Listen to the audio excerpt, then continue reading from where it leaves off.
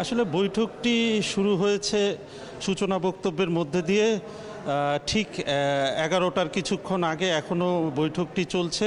তো বৈঠক শুরুর আগে কিন্তু সূচনা বক্তব্য দেন জাতীয় ঐকমত্য কমিশনের সহসভাপতি প্রফেসর আলী রিয়াজ।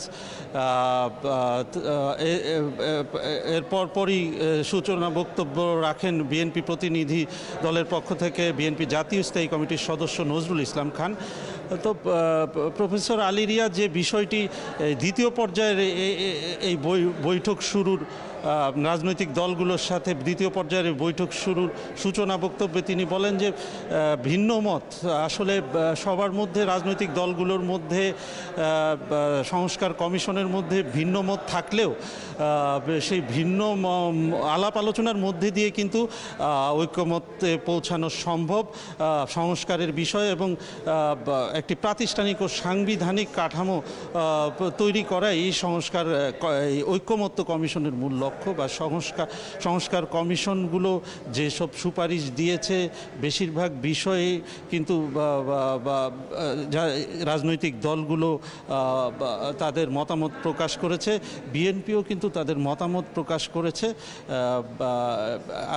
আজকে যে বিএনপির সাথে বৈঠকের মধ্যে দিয়ে এই বিষয়গুলোর উপরই কিন্তু আলোচনা শুরু হলো এবং এই আলোচনাটি কিন্তু ধারাবাহিকভাবে চলতে থাকবে।